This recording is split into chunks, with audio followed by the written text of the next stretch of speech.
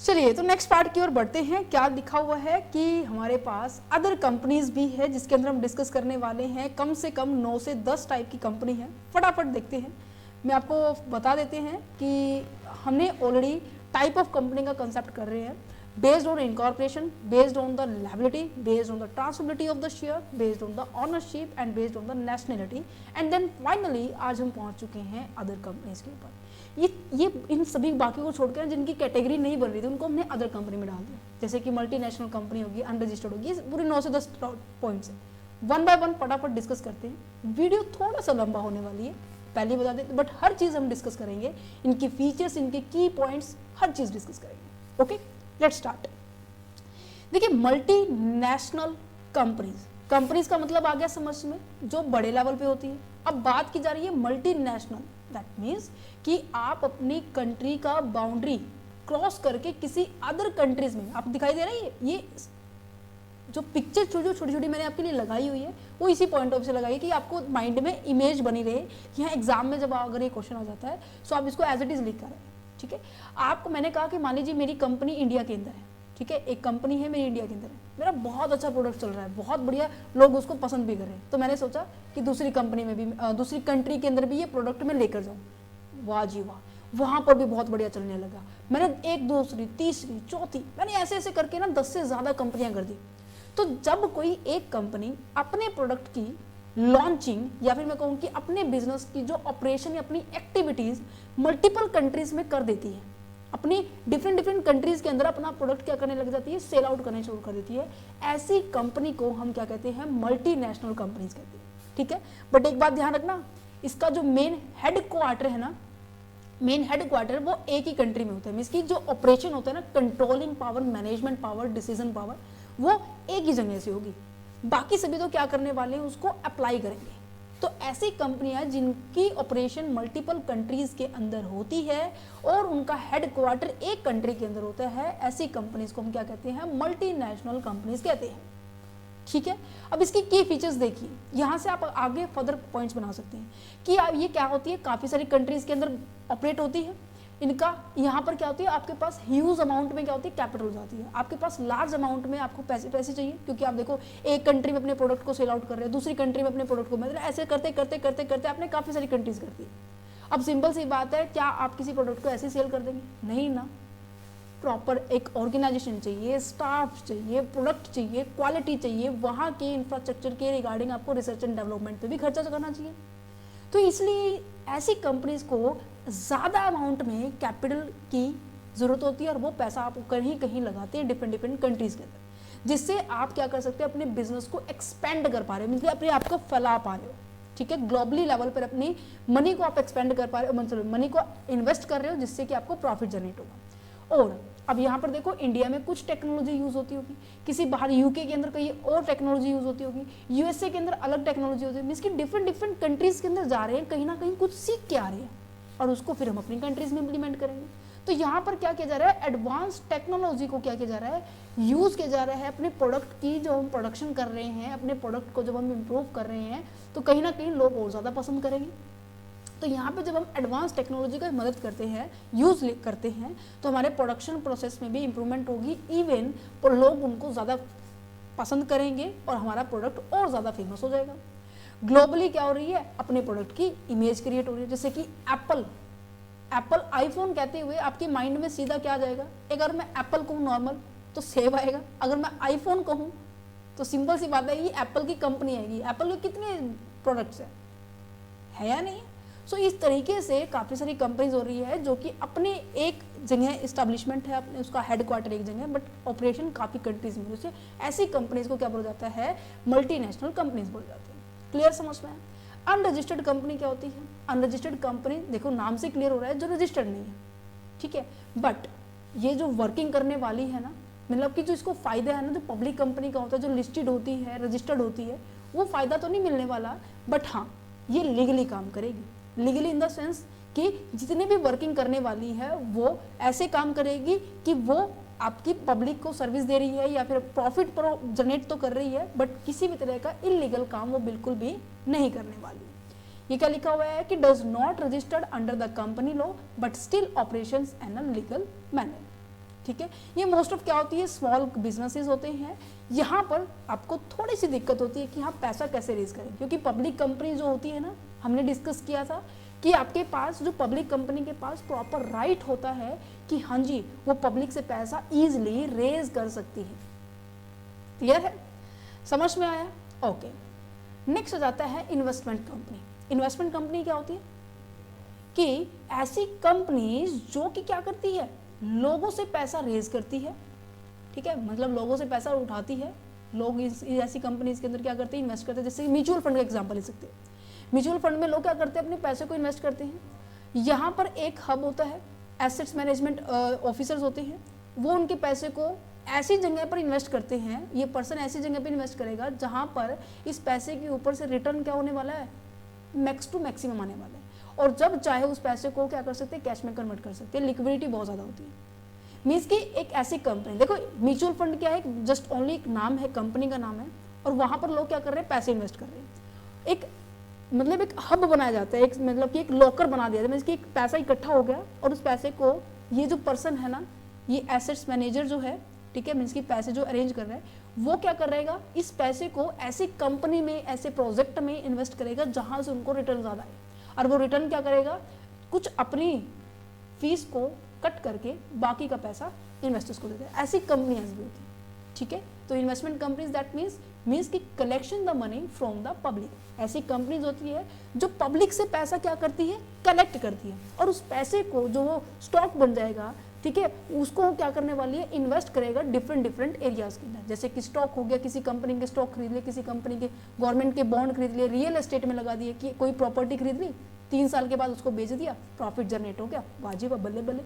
Means कि जितने भी फाइनेंशियल एसेट्स होती हैं उनके अंदर ये पर्सन क्या करता है, लोगों का पैसा इन्वेस्ट करता है, वहां से पैसा जनरेट करता है और पैसा रिटर्न उनको दे देता है, राइट।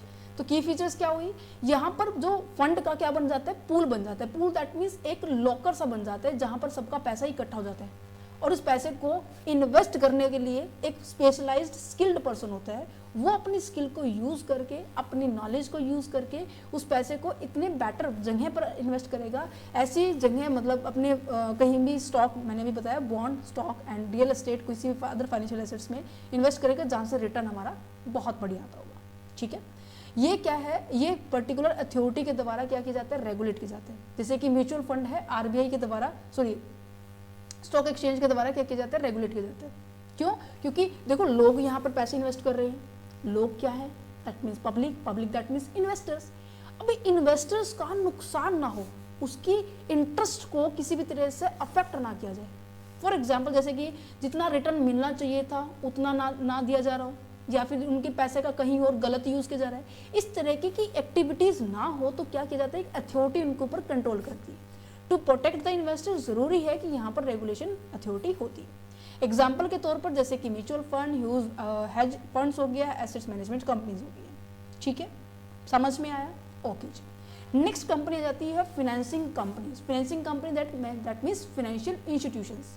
ये भी काम कुछ इस तरीके से ही करती है जो ऊपर था, बट यहाँ पर क्या है, ये थोड़ा बड़े लेवल पे करती है। बड़े level in the sense means कि लार्ज लेवल पे बात की जा रही है। इन फाइनेंशियल इंस्टीट्यूशंस का मेन काम पता है क्या होता है, कि जितनी भी बड़ी बड़ी कंपनीज है, जितने भी बड़े बड़े प्रोजेक्ट्स हैं, उनके लिए पैसा कलेक्ट करती है। इवन ये पैसे को प्रोवाइड भी करती है। इनके पास बहुत ज़्यादा मतलब फिनेंस होता है, ठीक है, जैसे ये लोन दे देती है, क्रेडिट में आपको पैसा दे देती है, ठीक है। जो भी किसी बड़ी फिनांस ऑर्गेनाइजेशन को ये पैसा चाहिए या इंडिविजुअल को पैसा चाहिए, तो ये फिनेंस को सपोर्ट करती है, ठीक है। और उस पैसे को यूज़ करो, हाँ जी, हम आपको पैसा दे रहे हैं, ठीक है, हम आपको पैसा दे रहे हैं, उस पैसा को यूज़ करो, प्रोजेक्ट से पैसा आएगा, आप हमें दे देना, ठीक है। ये कहते हैं ऑफर किया जाता है यहाँ पर लोन, क्रेडिट में पैसा दिया जाता है बिजनेसमैन को। हाँ, ये कभी भी जैसे बैंक के अंदर अपनी डिपॉजिट्स भी होती हैं, डिपॉजिट इन द सेंस कि आपके पास अगर ज़्यादा एक्सेस में पैसा होता है ना, ये कभी भी एक्सेप्ट नहीं करते। जैसे बैंक हमारे पैसे को एक्सेप्ट भी कर लेते हैं, लोगों को लोन भी दे देता है, दोनों काम करते हैं, है ना, ड्यूल प्रोसेस होती है। बट फाइनेंशियल इंस्टीट्यूशन ऐसा नहीं करती। जैसे कि बजाज फिनांस वाले हो गए, LIC हाउसिंग फाइनेंस हो गया, HDFC फाइनेंस हो गया, ये कभी भी आपको आपकी जो सेविंग होती है उसको डिपॉजिट नहीं करती। ये जस्ट ओनली आपको पैसे प्रोवाइड करने का काम करती है और उसके ऊपर आपके ऊपर इंटरेस्ट चार्ज करती है, जिससे उनकी इनकम होती है। सिंपल सी बात है। ये सपोर्ट करती है बिजनेस को कि अपने बिजनेस को आप एक्सपेंड करो, आप बड़े लेवल पर लेकर जाओ, अगर आपको पैसा चाहिए हम प्रोवाइड करेंगे। एक तरीके से लोन है, समझ में आया? अच्छा जी, नेक्स्ट जाता है फेरा कंपनी। फेरा दैट मीन्स कि फॉरेन ट्रांजेक्शन्स करने के लिए, फॉरेन रूल रेगुलेशंस बनाने, मतलब अब जब भी हम क्या करते हैं फॉरेन कंपनीज के अंदर, फॉरेन कंट्रीज के साथ हम जब डीलिंग करते हैं ना, सो ऑब्वियस सी बात है हमें कोई ना कोई रूल रेगुलेशन फॉलो करना पड़ता है। तो पहले 1973 एक्ट था यहाँ पे फेरा का, बट इसको एट प्रेजेंट ना रिप्लेस कर दिया है फेमा के साथ 1999 के साथ। क्यों भाई, ऐसा क्या हुआ भाई? इसके अंदर ना काफ़ी सारे रिस्ट्रिक्शंस थी, इवन मैं कहूँ कि ये बहुत ज़्यादा रिजिड था, मतलब बहुत ज़्यादा कठोर था, जो बोल दिया करना है, मीन्स की कोई मतलब रिलैक्सेशन नहीं थी यहाँ पे। अगर आपसे गलती हो जाती थी ना, सो आपको सीधा क्या किया जाता था, जेल में डाल दिया जाता था। बट फेमा के अंदर क्या है कि आपके ऊपर पहले इंटीमेशन दिया जाएगा, फिर पेनल्टी लगेगी, फिर आपको जेल में डालने का प्रोसीजर अप्लाई होगा। बट यहाँ पे क्या था, बहुत ज़्यादा मतलब कठोर रूल रेगुलेशन थे। यहाँ पे क्या कहा जाता है कि जो फेरा है, फॉरेन एक्सचेंज रेगुलेशंस एक्ट है, वाज अ लॉ, एक ऐसा लॉ था इंडिया के अंदर that control and regulate the foreign exchange transactions. जितनी भी हम डीलिंग करते थे, मैंने किसी बाहर से सामान मंगवाया है, ठीक है, तो मैंने क्या किया है, इंपोर्ट किया है। अगर इंडिया वालों ने बाहर सामान दिया है तो मैंने क्या किया है, एक्सपोर्ट किया है। इन सभी की ट्रांजेक्शन्स को वो ध्यान से देखता था, ठीक है। क्यों? क्योंकि कंपनी जो कंट्री है ना, उसकी इकोनॉमी को किसी भी तरह का इफेक्ट ना पड़े। मैम ये कैसा सवाल है, इफेक्ट कैसे नहीं पड़ेगा? सुनो मेरी बात सुनो। अब मैंने कहा कि कोई ऐसा प्रोडक्ट है बाहर, अगर मैं खुद प्रोड्यूस कर रही हूँ तो मान लीजिए वो क्या कर रहा है, बहुत ज़्यादा महंगा प्रोड्यूसर है, जिसकी इंडिया की कंपनी वालों को बहुत ज़्यादा महंगा पड़ रहा है कि अगर वो खुद बना रहे, मान लीजिए 1000 रुपये पर यूनिट का पड़ रहा है। अगर वो बाहर से मंगवा रहा है तो वो मान लीजिए 200 या 300 रुपये में आ रहा है, तो क्या होगा, इंडिया की कंपनी वाले क्या करेंगे, बाहर से सामान मंगाते रहेंगे, इंपोर्ट करते रहेंगे। ठीक है, सामान आ रहा है, बट पॉइंट भी नोट इट कि जिस कंट्री से हम सामान मंगवा रहे हैं उस कंट्री का रिजर्व होगा हमारे पास। आरबीआई के पास फॉरेन रिजर्व होता है। मान लीजिए मैंने क्या किया, यूएसए से मंगवाया, यूएसए की करेंसी क्या है, डॉलर है, मेरे पास मान लीजिए 1 लाख डॉलर रखे हुए थे, तो जितना ज़्यादा मैं सामान बाहर से मंगवाऊंगी, ठीक है, सामान आ रहा है, तो उतनी ज़्यादा उस कंट्री की जो करेंसी हमारे देश से जा भी तो रही है। और दूसरी कंट्री की जो भी पावर है, जो भी फर्म है, उनकी जो इमेज है हमारी कंट्री में आ रही है, जिसके कारण जो हमारे मैन्युफैक्चरर हैं, जो सामान को वही सामान प्रोड्यूस कर रहे हैं, उनका मोरल डाउन हो रहा है। दैट्स द रीज़न, इसको इन सभी चीज़ों को प्रोटेक्ट करने के लिए कि इंडियन की जो कंट्री की जो इकोनॉमी है वो अफेक्ट ना हो, ये सभी रूल रेगुलेशन बनाए जाते हैं। ठीक है, समझ में आया? इसको रेगुलेट कौन करता है? आरबीआई करता है, क्योंकि पेमेंट एक्सेप्ट करने में यहाँ पे हमें पेमेंट करनी है और यहाँ पे पेमेंट हमें रिसीव करनी है। इन सभी को कौन करता है? क्योंकि आरबीआई के पास क्या होता है, फॉरेन कस्टडी होती है और वहीं पे सारा का सारा पैसा कलेक्ट होता है, जहाँ से भी आता है, जिन को पेमेंट करनी है तो यही करते हैं। तो दैट्स अ रीज़न कि हमें फॉरेन ऑनरशिप के ऊपर ज़्यादा से ज़्यादा लिमिट रखनी पड़ती है। क्यों? क्योंकि जो इंडियन की गवर्नमेंट है, इंडियन के जो मैन्युफैक्चरर है, इंडस्ट्री है, कंपनीज है, उनका मोरल डाउन ना हो और उनकी एक्टिविटीज़ हमारी कंट्री में एज इट इज़ बनी रहे। ठीक है, कहते हैं ना कि बोलबाला बना रहना चाहिए। उस चीज़ को मेंटेन करने के लिए ज़रूरी है कि हमें कंट्रोल करना पड़ेगा। ठीक है, कि हमारी इकोनॉमिक सिक्योर रहे। राइट, अब यहाँ पर इसको रिप्लेस कर दिया गया फेमा से। यहाँ पर थोड़ी सी ज़्यादा फ्लेक्सिबिलिटी नज़र आएगी। अगर कोई मतलब गलती हो जाती है तो आपको थोड़ा सा रिलैक्सेशन दी जाती है। ठीक है, नेक्स्ट आता है company with charitable objective. Charitable का मतलब क्या है? नाम से क्लियर हो रहा है कि भाई आपका मेन मोटिव क्या है, सोशल वेलफेयर करना है। आपका मेन मोटिव है पब्लिक के लिए काम करना, पब्लिक के इंटरेस्ट के लिए काम करना, अपना प्रॉफिट जनरेट करना नहीं, not for the profit companies. Right, company को प्रॉफिट जनरेट करना नहीं है, मीन्स की नॉन प्रॉफिट ऑर्गेनाइजेशन है। These companies are form for the social welfare, charities, education, religions and research and do not aim to be earn the profit.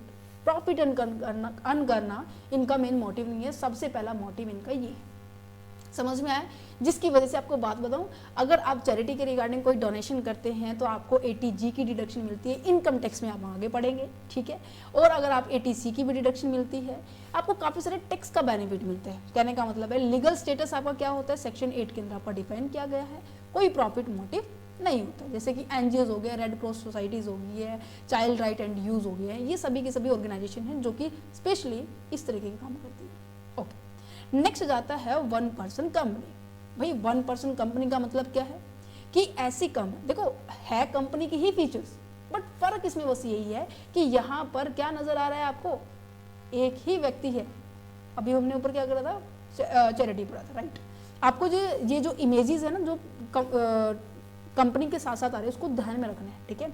अब यहाँ पे कह रहे हैं कि अगर आपको एक पर्सन है, ठीक है, अगर कोई नॉर्मल बिजनेस कर रहे हैं, उसको वो फायदे नहीं मिलते कंपनी वाले, तो यहाँ पे ये फैसिलिटी दी गई है कि एक व्यक्ति क्या कर सकता है, कंपनी ऑपरेट कर सकते हैं, बट इसके लिए रिस्ट्रिक्शंस है, लिमिट है। क्या 1% कंपनी उसे ही कहेंगे, वही पर्सन हो सकते हैं जिसकी जो पेड अप शेयर कैपिटल होती है ना, वो 50 लाख से ज्यादा नहीं होनी चाहिए, not exceed the 50 lakh rupees. And average annual turnover क्या होना चाहिए, 3 इयर्स के अंदर 2 करोड़ से कम होना चाहिए, that means not exceed the 2 crore. अगर इस लिमिट को मतलब फॉलो कर रही है, इस प्रोविजन को फॉलो कर रही है, इतना है उसके पास, ठीक है, तो वो 1% कंपनी ओपन कर सकता है। और जैसे ही अगर ये लिमिट क्रॉस हो जाती है तो ये मैंडेटरी हो जाता है उस 1% कंपनी के लिए कि उसे अपने आप को प्राइवेट में या फिर पब्लिक में कन्वर्ट करना पड़ेगा। समझ में आया? कहने का मतलब क्या है कि अगर एक व्यक्ति कंपनी का बेनिफिट उठाना चाहता है, जो कंपनी के अंदर जो फैसिलिटीज दी जाती है, कंपनी के अंदर जो फीचर्स है, ठीक है, वो अगर उठाना चाहता है तो उसे अपने आप को 1% कंपनी बनाना पड़ेगा। यहाँ पर जो डायरेक्टर होते हैं, यहाँ पर मैक्सिमम 15 होते हैं, मिनिमम 1 होते हैं, मेंबर क्या होते हैं, 1 होता है, डायरेक्टर कौन होते हैं, 1 होती है, ठीक है। ये स्पेशल, ये एक तरह की प्राइवेट कंपनी ही होती है, ठीक है। इसे मैनेज करने वाला कौन होता है, सिंगल पर्सन होता है, जो कि इंडियन रेजिडेंट होगा, इंडियन सिटीजन होगा, रेजिडेंट ऑफ इंडिया होगा। अगर फॉरनर है, एनआरआई है, नॉन रेजिडेंट ऑफ इंडिया है, वो क्या नहीं हो सकता, 1% कंपनी ओपन नहीं कर सकता। मैम एनआरआई का मतलब क्या है, मींस कि जो भारत का निवासी नहीं है बच्चे, समझ में आया? ठीक है। अब यहाँ पर नेक्स्ट आके देखो क्या लिखा हुआ है, फीचर्स लिखी हुई है। अब देखो इसके ओनर क्या होते हैं, 1% होता है। लायबिलिटी क्या होती है, जो फीचर हमने कंपनी के अंदर डिस्कस की थी ना, मोस्ट ऑफ इसके अंदर फीचर यही है। जो डिफरेंस पॉइंट था ये वाला पॉइंट था। और एक और पॉइंट है कन्वर्जन। कन्वर्जन कब होगा, मीन्स की 1% कंपनी कब प्राइवेट कंपनी या फिर पब्लिक कंपनी बनेगी, जब उसने अपनी लिमिट को क्रॉस कर दिया है तब बनेगी। दैट मीन्स 2 केसेस, एक तो पहला ये कि उसने लिमिट क्रॉस कर दिया है, दूसरा अगर वो कन्वर्ट करना चाहती है, इवन लिमिट उसने क्रॉस नहीं की, मीन्स की 50 लाख 2 करोड़ की लिमिट उसने क्रॉस नहीं की, बट वो चाहती है कि कन्वर्ट करना। भाई ऐसे नहीं होगी, कम से कम 2 साल तक आपको एज अ 1% कंपनी चलानी पड़ेगी। देखो क्या लिखा है, कन्वर्जन कब होगा, can be converted into the private public company if it is grow, it is means that 1% company can not convert itself, अपने आप नहीं होगी, इन द पब्लिक में या फिर प्राइवेट कंपनी। क्या होना चाहिए, 2 year has expired from the date of the incorporation. Incorporation के मीन्स की मान लीजिए मैंने क्या कहा कि 1 अप्रैल 2022 को मैंने क्या किया, मेरी कंपनी मैंने 1% बनाई, कम से कम मैंने 2 साल तो उसको चलाना होगा। दैट मीन्स 1 अप्रैल 2024 तक उसे ऑपरेट करना होगा, क्योंकि 1 अप्रैल 2023 1 साल हो गया, देन 24, ठीक है, कम से कम मुझे 2 साल चलाने पड़ेंगे, देन उसके बाद मैं उसको कन्वर्ट कर सकती हूँ। और दूसरा, ये मैंडेटरी कन्वर्जन तब मैंडेटरी हो जाता है जब मैं मेरी paid up share capital increase हो जाए, या फिर मैं कहूँ कि मेरी एवरेज एनुअल जो टर्नओवर है वो ड्यूरिंग द ईयर वो क्या हो जाए, इंक्रीज हो जाए 2 करोड़ से, तो मेरे लिए मैंडेटरी हो जाएगा कि चाहे मैंने 2 साल कंप्लीट किए ना किए तो मुझे कन्वर्ट करना पड़ेगा। समझ में आया? चलो तो फिर आगे बढ़ते हैं। Small company, small company that means छोटी कंपनी के बारे में बात की जा रही है, जहां पर हमें कैपिटल की रिक्वायरमेंट कम होती है, मीन्स की कम इन्वेस्टमेंट की जरूरत होती है। इसकी भी एक लिमिट है, ये लिमिट याद रखनी, बाकी चीजें कंपनीज की फीचर एज इट इज रहने वाली है। इसकी पेड अप कैपिटल क्या होनी चाहिए, लेस देन 4 करोड़, और एवरेज एनुअल रेवेन्यूज जो होनी चाहिए 40 करोड़ से कम होनी चाहिए। ऐसी कंपनीज को हम स्मॉल कंपनीज कहते हैं। ये कंपनी हमारी क्या होती है, प्राइवेट कंपनी का ही होता है। 1% कंपनी भी हमारी कहीं ना कहीं इस तरीके से होती है। Has a limited capital investment and the turnover. ये लिमिटेड कैपिटल जो इन्वेस्टमेंट है, टर्नओवर है, ये इनकी लिमिट याद रखनी है। ऊपर जैसे 50 लाख थी और 2 करोड़ थी, यहाँ पे 4 करोड़ और 40 करोड़ है। समझ में आया? यहाँ पे कम रेगुलेशंस होती है, मीन्स की रूल रेगुलेशंस कहीं ना कहीं थोड़ा सा फ्लेक्चुएबल हो सकती है, ठीक है, अगर कंपेयर किया जाए आपकी बिग कंपनीज के साथ, मीन्स की लार्ज कंपनी के साथ, ठीक है। ओके जी, नेक्स्ट आ जाती है डॉर्मेंट कंपनीज। क्या कहती है ये डॉर्मेंट कंपनीज? वो कंपनी होती है जिन्होंने आज के दिन तो रजिस्ट्रेशन कर लिया, पर रजिस्ट्रेशन करने के बाद उन्होंने अपनी जो बिजनेस जिस पर्पज के लिए अपना रजिस्ट्रेशन करवाया ना, वो एक्टिविटीज अभी परफॉर्म करनी शुरू नहीं की है। मैम कहने का मतलब क्या है, समझो इस बात का कि फॉर एग्जाम्पल मैंने कहा कि मैंने 1 अप्रैल 2025 में मैंने अपनी कंपनी रजिस्टर्ड तो करवा ली, अब 2025 गया, ठीक है, सॉरी आने वाला है, सॉरी 1 अप्रैल 2025, हाँ आने वाला है, ठीक है। मैंने आज के दिन मैंने कंपनी को रजिस्टर्ड तो करवा लिया, बट उसको ऑपरेट आज से ही नहीं शुरू किया। क्या पता भाई मैं आने वाले टाइम में शुरू करूं, भाई मैं ऐसा कर क्यों रही हूं। पहली बात, जब एक कंपनी अपने आप को रजिस्टर्ड करवाती है, एक टाइम से पहले रजिस्टर्ड करवा रही है, कहीं ना कहीं जो फॉर्मेलिटीज जो होती है वो इजिली कंप्लीट कर सकती है नहीं कर सकती। और दूसरा, एक इमेज ऑलरेडी मार्केट में बन जाएगी कि हाँ ये कंपनी ऑलरेडी बनी हुई है, कोई अदर कंपनी उस नाम से ओपन नहीं हो सकती है ना। कहने का मतलब ये है कि जो आपका नाम है, जो आपकी जो नेम फेम होती है, वो कोई और कंपनी नहीं ले सकती। जैसे फॉर एग्जांपल, जैसे कि आप कोई भी कंपनी का नाम ले लीजिए, जैसे कि एप्पल है, माइक्रोसॉफ्ट है, अमेजोन है, ये सारी की सारी कंपनी है। क्या आपको उसी के नाम पर कोई आपको सिमिलर कंपनी मिलेगी? नहीं ना। तो अपनी आइडेंटिटी का, अपनी जो यूनिक नेम को क्रिएट एज इट इज बनाए रखने के लिए और कोई उसकी कोई और कॉपी ना करे, तो क्या किया जाता है, पहले एस्टेब्लिशमेंट कर लो, बाद में ऑपरेटिंग कर देना। इसकी कभी भी रेडी है वो ऑपरेटिंग एक्टिविटीज करने के लिए, बट अभी की नहीं है। देखो पढ़ो इसको क्या कहते हैं, एक dormant company is a company that is legally registered, जो लीगली रजिस्टर्ड तो हो चुकी है, बट उन्होंने एक्चुअल में अपना काम करना शुरू नहीं किया है। It does not having the significant transactions, उन्होंने अपनी ट्रांजेक्शन स्टार्ट नहीं की है, किसी भी तरह की इनकम जनरेट नहीं हो रही है, बिजनेस की ऑपरेशन एक्टिविटी नहीं हो रही है, किसी भी तरह की डीलिंग नहीं हो रही है, जस्ट ओनली उन्होंने अपना रजिस्ट्रेशन करवाया। ठीक है, की फीचर्स क्या है, रजिस्टर्ड तो करवा लिया बट इन एक्टिव है। ओके, कोई भी बिजनेस ट्रांजेक्शन नहीं हो रही है, फ्यूचर के लिए इन्होंने क्रिएट किया है कि इन फ्यूचर में हम अपनी कंपनी, इस नाम से कोई कंपनी हम चलाने वाले हैं और इसके अंदर ये एक्टिविटी करने वाली है।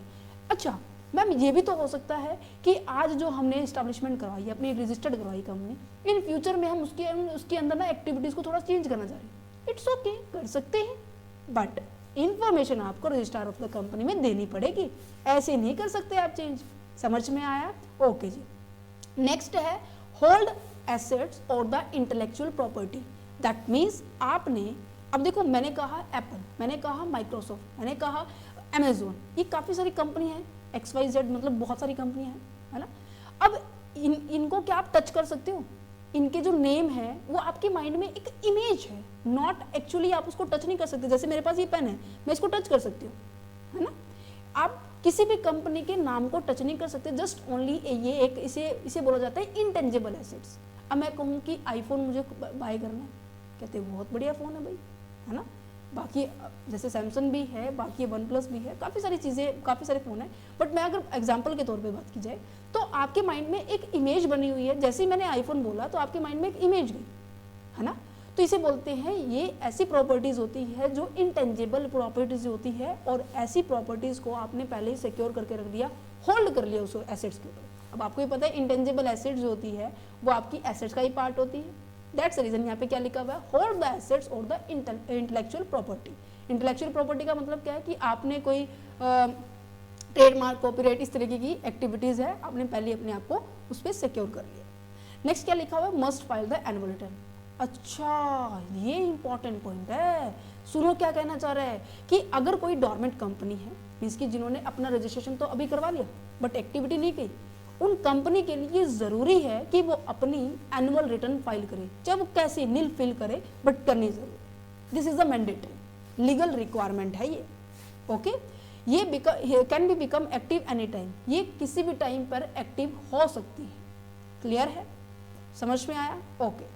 एग्जाम्पल डोरमेंट कंपनी का, इसको रीड कर लेना, जो भी मैंने आपको समझाया वही। लास्ट एंड फाइनल जो आपकी टाइप है कंपनी की, प्रोड्यूसर कंपनी।